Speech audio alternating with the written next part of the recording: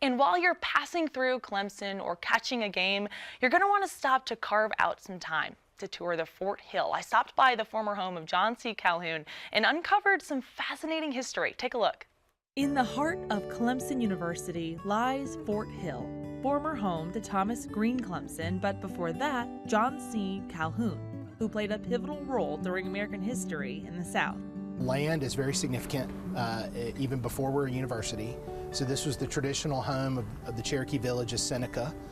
This is where several plantations were many were from the low country of Charleston. The Colhoun family, the Calhoun family, the Ravenel family, the Pickens family all had plantations along the Keowee-Seneca River Valley. It's where the Treaty of Hopewell was signed when the federal government and Native American nations came to an agreement.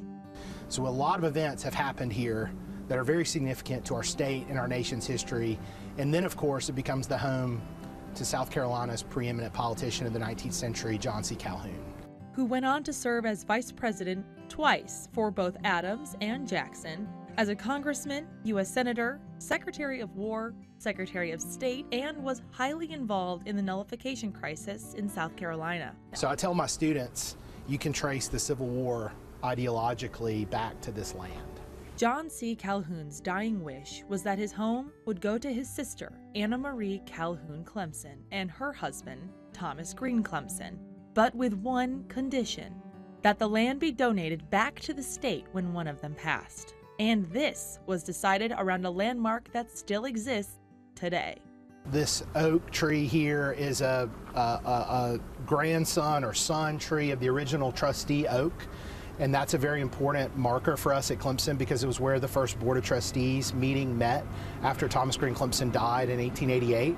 He left this land through the Morrill Land Grant Act to become an agricultural mechanical college for the state of South Carolina. So much American history that lies on the property of Fort Hill. Let's go inside and meet one of the curators to find out what a day in the life was like for the Clemson family. You're standing in what would have been the original portion of Fort Hill as it was built in 1803. We've actually got a sketch of what the house would have looked like when it was originally built. So it was originally a 4-room structure. This would have been the center of domestic life within the space. So it's where they would have done their cooking. It's where they would have heated water for their baths, for their laundry. When the house was built in 1803, it was built as a plantation. So they would have had enslaved domestic workers working in here as well.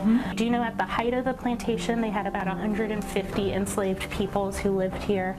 So a lot of work and research has been done to uncover their lives, to reveal their names and their contributions to the house. Well, through the years there was an expansion, right? Yes. They added a lot more in here. So the Calhouns together had 10 children, and so as their family grew, they added onto the house. So as you tour, it's a very intimate picture of the home. And then one of the things that's really wonderful about this house and its preservation is about 80 to 90% of the objects you see in the home are original to either the Clemson or Calhoun families. A lot of that transferred with Thomas Green Clemson's will when he donated the land and the house. Where two souls became one. A Renaissance man and the town jewel. The marriage of Thomas Green Clemson and his wife, Anna Maria Calhoun, turned Fort Hill into a gathering place for local and international dignitaries. When we go over here, we see another chair, and that actually belonged to George Washington. So this chair was a gift from Louisa Washington, who was a Clemson. She was the sister of Thomas, and she marries a great nephew of George Washington. So they bring the Washington side as well into the history of Fort Hill, which is amazing. The legacy of the parlor where Thomas Green Clemson marries Anna Maria Calhoun lives on.